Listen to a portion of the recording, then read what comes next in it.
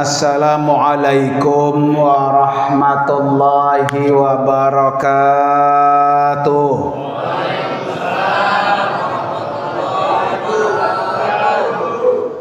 Masya Allah, ini tanda-tanda orang soleh semua. Bismillahirrahmanirrahim. Hamdan wa syukran lillah, wassalatu wassalamu ala rasulillah, wala hawla wala quwwata illa billah, amma ba'du. Hadratil mukarramin wal mukarramat, para bapak dan ibu jamaah salat Isya dan salat tarawih insyaallah yang semuanya dimuliakan oleh Allah Subhanahu wa taala. Alhamdulillah wa syukrulillah, malam ini kita sudah berada di malam keberapa, Pak? Ketiga. Berarti lebaran berapa hari lagi? Yang dihitung lebarannya ya. Yang penting kuat sampai pada akhir Ramadan. Amin ya rabbal alamin. Para bapak dan ibu, kita bersyukur kepada Allah sehingga kita masih Allah pertemukan dengan Ramadan. Sejak bulan Rajab, bulan Sya'ban, kita berdoa, Balighna ya Ramadan, pertemukan kami ya Allah dengan bulan Ramadan. Dan doa kita Allah kabul, sehingga malam ini masih merasakan panen pahala di bulan Ramadan. Mudah-mudahan ibadah kita diterima semuanya oleh Allah Subhanahu wa taala. Para bapak dan ibu, hadirin dan hadirat sekalian, tema yang disampaikan kepada saya tentang memakmurkan rumah Allah, memakmurkan musola. Ini namanya Baitullah, rumah Allah. Di dalam Al-Quran Allah nyatakan, innama ya'muru masajidallah man amana billah wal yaumil akhir. Sesungguhnya atau hanya orang-orang beriman yang mampu memakmurkan rumah Allah. Memakmurkan rumah Allah itu bisa dengan dua cara. Satu, membangun. Ya, alhamdulillah nih, saya datang kemari wajah baru. Ya, musolanya baru, tempatnya baru, semangatnya juga apa? Baru. Nah, jadi mulai malam ini sampai terakhir tetap full begitu. Jadi membangun rumah Allah itu memakmurkan masjid namanya. Makanya orang-orang yang mampu membangun masjid, membangun musola, kata Nabi, man bana masjidan banallah baitan fil jannah. Orang yang telah membangun masjid, membangun rumah Allah ini, maka orang itu dibangunkan rumah di surga. Makanya jangan bol kuning buntut gasir kalau diajak membangun apa? Musola. Jangan pelit-pelit, jangan. Kenapa jangan pelit-pelit? Karena apapun yang kita curahkan buat musola, buat pembangunan Baitullah, Allah bangunkan rumah di surga. Gak sia-sia. Mau nyumbang semennya ke, mau nyumbang kacanya ke, mau nyumbang keramiknya ke, mau nyumbang AC-nya kek, pokoknya semua kelengkapan yang namanya memakmurkan masjid Allah, Nabi sudah jamin Allah bangunkan rumah di surga. Jadi nanti kalau pulang nih, kalau mati di surga kita udah punya apa? Punya rumah. Enak gak tuh? Pulang kampung udah punya apa? Rumah. Apa ini yang kurang sekarang? Buru-buru. Ya, kalau harta bisa kita cari, tapi kalau harta yang pahalanya mengalir itu yang susah. Maka ciri-ciri orang mati husnul khotimah ketika dia punya amalan yang pahalanya ngalir. Ini semuanya mati nggak? Semuanya mati nggak? Ibu-ibu mati nggak? Bu, mati nggak? Senyum aja dia. Ya. Jadi kalau kita nanti mati, pahalanya masih ngalir, kita di alam kubur, udah ngaso, udah nggak beramal lagi, tapi pahalanya terus ngalir. Nih, kalau dia bisa menanam, membangun rumah Allah, ini pahalanya ngalir nih. Makanya luar biasa nih, yang infaknya, yang jariyahnya lebih besar untuk pembangunan musola, maka dia lebih besar pula apa tuh? Pahalanya. Ya. Jangan dihitung-hitung, jangan diungkit-ungkit, jangan. Ya, itu musola emang bisa bangun berkat siapa? Kalau bukan gue yang jalanin, nggak ada yang bisa. Nah, itu nggak boleh. Ntar pahalanya bisa apa tuh? Bisa hilang. Biarin itu sebagai tabungan kita untuk kita pulang kampung. Karena kita semuanya pasti pulang kampung. Orang yang pulang kampung bahagia ketika dia di dunia banyak bekal yang dia bawa. Tuh, satu, memakmurkan masjid. Yang kedua, memakmurkan masjid itu mengisi musola yang sudah jadi juga penting. Membangun musola penting, mengisinya penting. Jangan bisa membangun kagak bisa apa? Ngisi. Jangan sampai tuh. Ya. Bagaimana cara mengisi, memakmurkan musola ini? Satu, dengan sholat. Ya, Bapak Ibu dari rumah, kan rumahnya deket tuh sama musola ya. Apalagi suara azan, suara imam kedengeran tuh ke rumah. Itu jangan sampai matanya itu dikencingin setan. Jadi orang yang denger azan, rumahnya nempel dengan musola, suara imam nyampe, dia tetap tidur. Itu namanya matanya dikencingin setan. Ya, orang yang kayak gitu tuh dikencingin apa tuh? Setan. Luar biasa tuh. Ya, jangan sampai kita termasuk yang kencengin setan tuh. Makanya kalau matanya berat, udah azan masih berat, udah qomat masih berat, sampai orang udah waladolin imam masih tetap apa?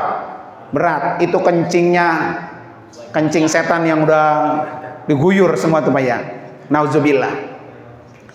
Apa yang Bapak Ibu dapat ketika Bapak Ibu masuk ke musola, ke masjid, baca doanya Allahumma gfirli waftahli abwaaba rahmatik.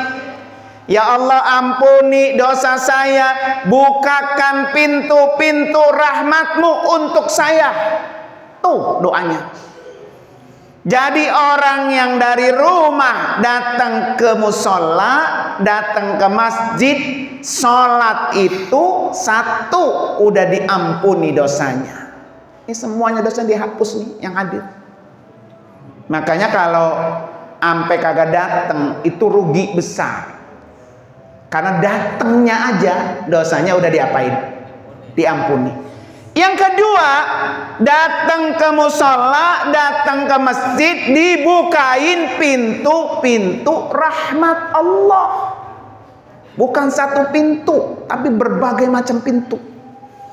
Apa itu rahmat Allah, Bapak Ibu sekalian? Rahmat Allah adalah kasih sayang Allah.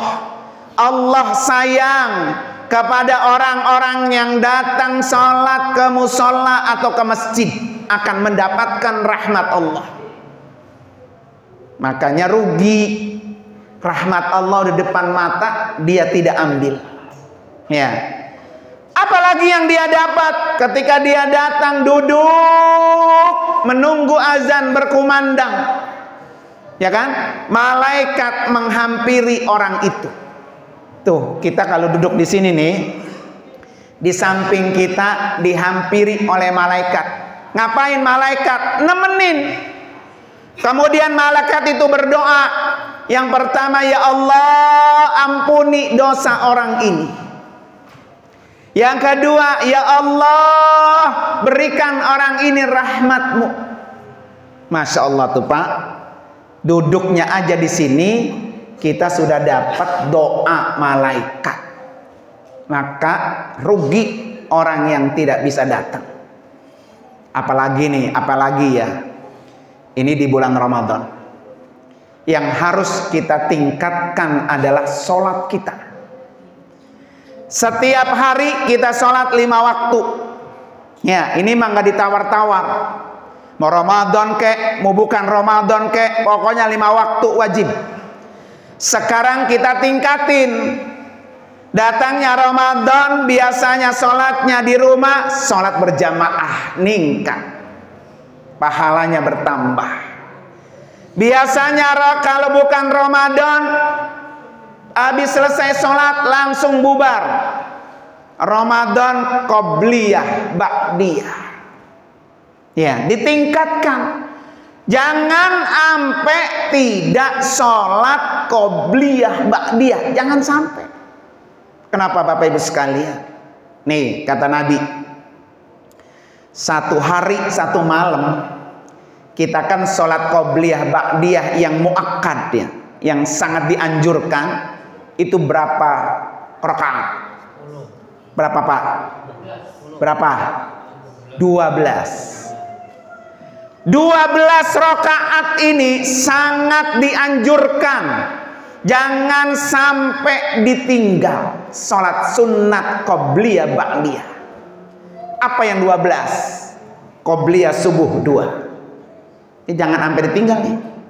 Kalau pengen hidupnya dunia di genggaman kita, nyari duit gampang, nyari kerjaan gampang, hidup rumah tangganya gampang, anak-anak diatur gampang, pokoknya dunia di genggaman kita, qobliyah subuh jangan ditinggal. 4 rakaat qobliyah zuhur. Ibu kalau qobliyah zuhur berapa rakaat? 4. Ya 4. Sama 2 udah berapa tadi? 6. Qobliyah zuhurnya 4. Besok di musola ini pokoknya sholat qobliyah zuhur tuh 4. 2 rakaat salam, 2 rakaat salam. Ditambah lagi ba'diyah zuhur berapa? 2. Berapa udah? 8. Ditambah lagi nih ba'diyah maghrib. Ini tantangan nih Pak. Ya, kalau habis maghrib udah keburu-buru baik pulang pengen makan, udah tergoda sama semur jengkol di rumah ya. Jadi jangan ampe ditinggal ba'diyah maghrib. Berapa udah tuh? 10. 2 lagi ba'diyah isya. Jadi jangan dianggap enteng. 12 rakaat qobliyah ba'diyah sangat dianjurkan oleh Nabi. Siapa yang mengerjakan ini 12 rakaat dalam 1 hari 1 malam, bunyalahu baitun fil jannah. Orang itu Allah bangunkan rumah di surga. Tuh, kalau kata orang Betawi, geblek apa kagak tuh? Mau bangunin rumah, tembang modal sholat sunat 12 rakaat, makanya nggak mau juga. Nanti kalau mati, kita di alam akhirat udah punya rumah. Rumah dari mana? 12 rakaat yang setiap hari kita lakukan. Makanya ba'diyah isya lebih afdol daripada sholat taraweh. Jadi bapak ibu jangan ampe sholat tarawehnya iya, ba'da isyanya kagak. Ya. Jadi ba'da isya itu lebih utama dibanding sholat taraweh. Maka ba'da isya dulu, baru sholat sunat taraweh. Kenapa? Supaya kita bisa mendapatkan rumah di surga, dibangunkan oleh Allah Subhanahu wa Ta'ala. Tuh, tingkatin. Kali kalau di bulan-bulan lain mak kita repot ya. Bulan Ramadan nih, kalau kata orang Bekasi mak, lah emang lu yang minta. Lu kan kemarin udah minta bulan Rajab, bulan Sya'ban berdoa baligna ya Ramadan. Pertemukan kami ya Allah dengan bulan Ramadan. Udah ketemu sama Ramadan, udah sampai umur kita di bulan Ramadan, diem baik. Kagak mau dikerjain itu. Kemarin lu minta. Mau sebelum Ramadan Allah panggil duluan dah, mau begitu? Nah, makanya udah ketemu jangan sampai disia-siakan. Tingkatin sholatnya, ya. Tingkatin lagi, bukan hanya sholat ba'diyah qabliyah, yang lain-lain. Sholat sunnat taraweh jangan sampai bolong. Sholat sunat taraweh kan cuma ada di Ramadan. Di luar Ramadan nggak ada. Berapa di sini tarawehnya? Tarawehnya 8. Ya, 8. Boleh nggak 8? Boleh. 20 boleh nggak? Boleh. Yang kagak boleh, kagak 8, kagak 20. Nah, itu kagak boleh. Ya, jangan ributin, oh dia mau orang 8, orang dia mau 20, jangan. Justru yang kita ributin tuh yang kagak 8, kagak 20. Ya, lagi jakruk baik di rumah nonton TV. Ini mas speaker nyampe ke rumahnya, kedengeran dia. Tapi belum ada hidayah menuntun dia datang bersama-sama sini. Jadi target kita nih jangan sampai bolong terus sana. Kan pengen dapat Lailatul Qadar. Pengen nggak? Ya. Kalau pengen dapat Lailatul Qadar, ibarat orang jala, kenal jala ikan. Kalau jalanya rapet, bolong-bolongnya rapet, ya itu ikan serut juga kena tuh. Nah, kenal ikan serut, ikan cere, ya, julung-julung itu. Dulu mah di pinggir kalenan banyak. Sekarang banyak kan tuh kalenan ikan itu tuh. Kalenan pada hitam semua ya. Jadi kalau jaringnya dia rapet pak, ikan yang kecil ketangkep, apalagi ikan yang besar. Ya, kalau Ramadannya rapet pak, Ramadannya rapet, puasanya rapet, sholat tarawehnya rapet, sholat qobliyah ba'diyahnya rapet, pahala-pahala yang kecil dapat, pahala yang besar apalagi. Maka kalau pengen dapat Lailatul Qadar, rapetin tuh semua kegiatan-kegiatannya. Jangan sampai ada yang tertinggal. Ya, sholat sunat taraweh tingkatin. Tambah witir. Emang witir mah Ramadan ada, di luar Ramadan ada. Minimal witir paling sedikit 1. Paling banyak berapa? 11. Witir kan ganjil, 11. Pernah witir 11? Nah, sekali-kali nih sholat Al-Furqan ini. Witirnya 11, kira-kira jamaahnya kabur apa kabur? Wah, ilokan ya, taraweh 11, witir 11, Masya Allah. Sekali-kali pak, ibadah yang maksimal kita lakukan seumur kita. Ya, sekali lagi, ntar di sini taraweh pak, witirnya nggak apa-apa, ntar pulang, ntar di rumah terusin, biar dapat 11 kali witir. Ya, 11, belum tentu ketemu lagi Ramadan tahun depan. Ya, salat sunat yang lain apalagi taubat, pak, bu, tiap hari. Jangan apa enggak sholat sunat taubat. Malam boleh, pagi boleh. Kenapa kita harus bertaubat? Karena kalau hari ini kita bertaubat, dosa kita habis dihapus Allah. Kalau hari ini kita belum bertaubat, entar malam malaikat Israel udah jemput kita, kita pulang kampung bawa bekal dosa. Karena belum sempat bertaubat. Bertaubat itu jaminan Allah. Mau dosanya banyak, mau dosanya gede, dosanya sealaihim gambreng, dosa besar dia kerjakan, dosa kecil dia kerjakan, dia banyak dosa, dosanya apa menumpuk, dengan bertaubat dosanya habis. Makanya kata Nabi, at-taibu kamal la dzanba lahu. Orang yang bertaubat seperti orang yang tidak punya dosa. Habis. Makanya kalau pengen habis dosanya tiap hari sholat sunat apa? Taubat.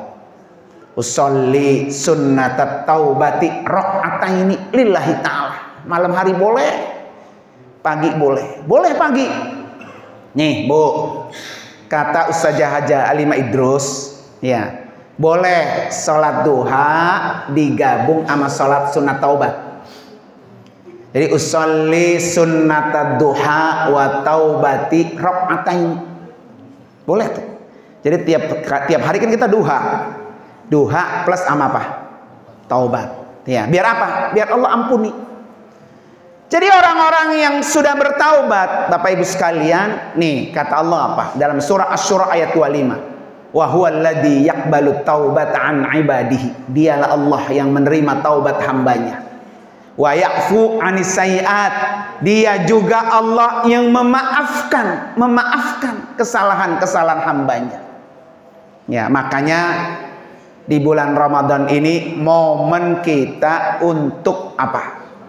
Bertaubat, sehingga nanti Ramadan berakhir habis dosa-dosa kita seperti bayi yang baru dilahirkan.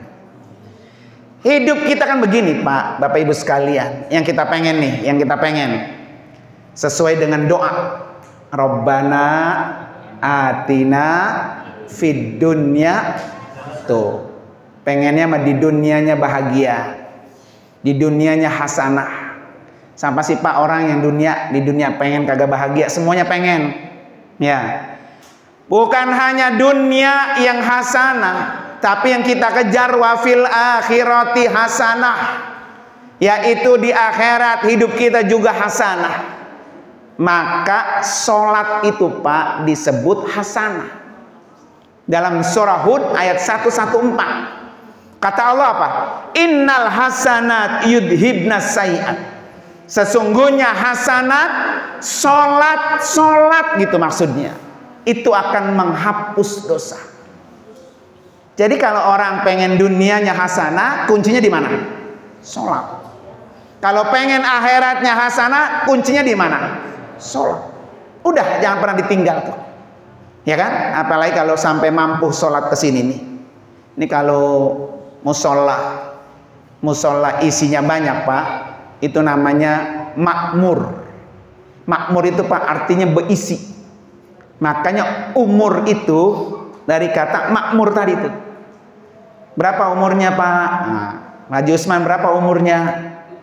Jadi umur itu Pak bisa lebih panjang daripada usia. Pak Haji Usman berapa usianya? Masya Allah 68 Pak. Udah ada bonusnya tuh. Nabi 63. Ya, kemarin 63 nggak jadi mati Pak ya. Ya, 63 udah ada bonusnya Pak. 68 5 tahun. Ya, itu usia. Usia Pak Haji Usman 68 tahun. Tapi umurnya Pak bisa lebih panjang, bisa lebih pendek. Itu namanya umur. Makanya disebut ya'muru, memakmurkan. Ya. Ada orang yang umurnya panjang, usianya pendek. Siapa Pak? Imam Syafi'i. Imam Syafi'i Pak meninggal dunia 54. Tuaan Pak Haji Usman. Saya 52, berarti 2 tahun lagi kalau ngikut Imam Syafi'i. Ya. Tapi umur Imam Syafi'i Pak sampai sekarang tuh masih panjang. Coba Bapak ibadah ngikut mazhab siapa? Syafi'i. Berarti Imam Syafi'i itu umurnya masih ngalir tuh pahalanya. Kitab-kitabnya yang beliau tulis, beliau karang, dihitung 1 hari 1 halaman, 1 hari 1 halaman, ternyata banyakkan halamannya Pak daripada hari yang dia punya. Itu namanya umur panjang. Maka kata Nabi apa? Man tala umruhu wa hasana amaluhu, itu disebut khairun nas. Manusia terbaik itu adalah manusia yang umurnya panjang, amalnya soleh. Maka tugas kita nih bagaimana biar dapat umur panjang.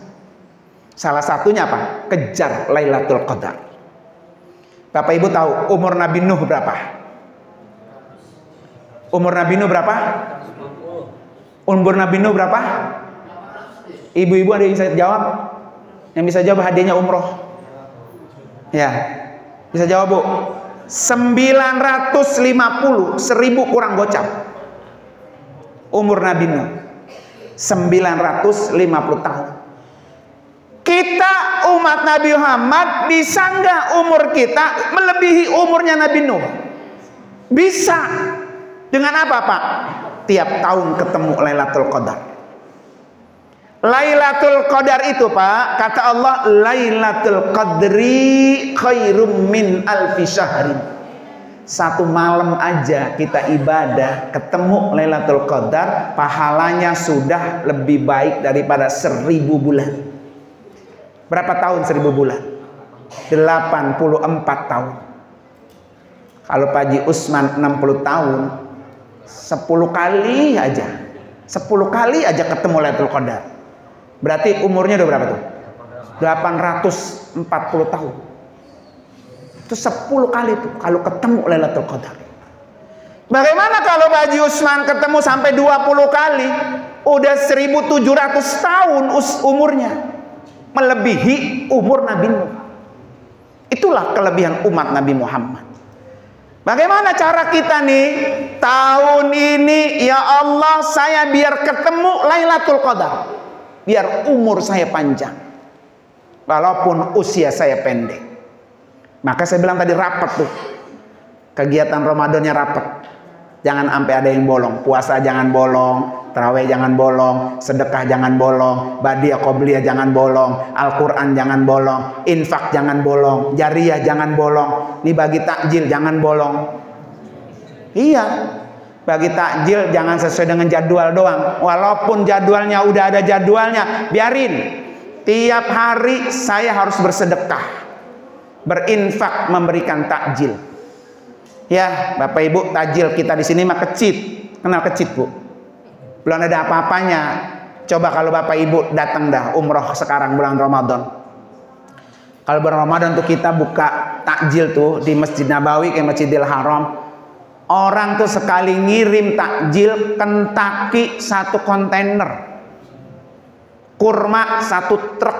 Ada orang Al-Furqan ngasih takjil Kentucky di sini 1 kontainer. Nggak akan ada, nggak ada. Ya, kali ini datang seret itu Kentucky apa 3 mobil. Buat siapa? Buat dari Pak Haji Usman buat takjil di Masjid Al-Furqan. Masya Allah, luar biasa tuh. Besok malam lagi datang lagi korma 1 truk. Korma siapa? Pak Haji Usman buat takjil. Masya Allah. Ada di sini begitu Pak, ada. Nah, makanya kenapa sih kita tuh Pak disuruh umroh Ramadan tuh biar termotivasi berbagi kita. Mumpung ketemu Ramadan, jangan disimpen-simpen duit. Ya, makanya Nabi itu orang yang paling lapang dadanya. Disebut apa? Alam nasrah laka sadrak. Apal tuh. Bagaimana supaya kita lapang? Saking lapangnya Nabi, Pak. Nabi itu nggak punya simpenan, nggak punya. Nih semiskin-miskinnya kita nih, sesusah-susahnya kita, cabai, bawang masih disimpan buat besok sahur, masih Bu? Masih. Beras masih disimpan buat besok buka, masih. ATM apa lagi? Nabi nggak ada yang disimpan buat besok, nggak ada. Lapang Pak, lapang. Semuanya diserahkan sama Allah. Dia punya dikasih. Ada tamu datang kelaparan dia kasih. Ada orang meminta bantuan dia kasih. Nggak akan sama Pak kita kayak Nabi, jauh udah jauh. Kita mah ada juga assalamualaikum. Ya ini mah mukanya minjem nih mah minjem ini udah. Ya kan? Ada aja kita bilang nggak ada. Ada kita bilang nggak ada. Tuh kita tuh jauh sama Nabi. Makanya Nabi itu disebut alam nasrah laka sadrak.